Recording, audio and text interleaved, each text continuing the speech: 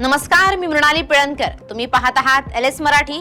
सकाळचे 10 वाजतायत. पाहुयात राज्यात काय घडामोडी घडतायत. अंगणवाडीच्या पोषण आहारात बदल. बालकांच्या ताटात आता शाकाहारी पुलाव. नोव्हेंबर आणि डिसेंबर 2026 पासून सुधारित पाककृतींचा पुरवठा केला जाणार. पुणे शहराचा पाणी पुरवठा सुरळीत. सध्या कोणतीही पाणी कपात नाही. महापौर मंजुषा नागपुरे यांची माहिती. बारामतीत अपघातग्रस्त तरुणीला उपमुख्यमंत्री सुनेत्रा पवार यांची तात्काळ मदत. संवेदनशीलतेतून अजितदादांच्या कार्यशैलीची आठवण. नाशिकच्या सटाण्यातील हरणबारी धरण ओव्हरफ्लो. सांडव्यावरून पाण्याचा निसर्ग सुरू. मोसम, काटवण आणि करंजाडी खोऱ्यातील शेतकरी आणि नागरिकांना मोठा दिलासा. कोल्हापुरातील एका गावातील हायस्कूलमध्ये विद्यार्थिनीचा विनयभंग. संशयित शिक्षक अजित दिवटे याच्या विरुद्ध कुरुंदवाडी पोलीस ठाण्यात पोक्सोचा गुन्हा दाखल. घटनेमुळे शैक्षणिक वर्तुळात खळबळ. कोल्हापूरच्या साळवणमध्ये 45 वर्षीय रिक्षा चालकाची डोक्यात दगड घालून निर्घृण हत्या.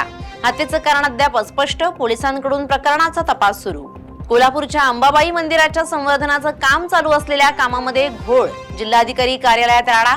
कोल्हापुरात अंबाबाई मंदिराच्या संवर्धन कामामध्ये मूळ मंदिराच्या ढाच्याला धोका निर्माण झाल्यानं हिंदुत्ववादी संघटना आक्रमक. भुसावळ महावितरण कार्यालयातील लाचखोर अतिरिक्त कर्मचारी अभियंत्याला 2000ची लाच घेताना अटक. जळगाव लाचलुचपत विभागाची धडक कारवाई. संशयित लाचखोराला रंगेहात पकडलं. नितीन अभिमन्यू पाटील असं अटक केलेल्या लाचखोर अभियंत्याचं नाव. परभणीत दागिने खरेदीसाठी व्यापाऱ्यानं विश्वासानं दिलेली 7 लाख रुपयांची रोख रक्कम अपहार करून लंपास केल्याचा प्रकार उघडकीस. परतूर येथील एका तरुणासह त्याच्या 4 अज्ञात साथीदारांविरुद्ध गुन्हा दाखल. या होत्या आताच्या घडीच्या काही महत्त्वाच्या बातम्या. अशाच महत्त्वाच्या बातम्यांसाठी तुम्ही पाहत रहा LS मराठी.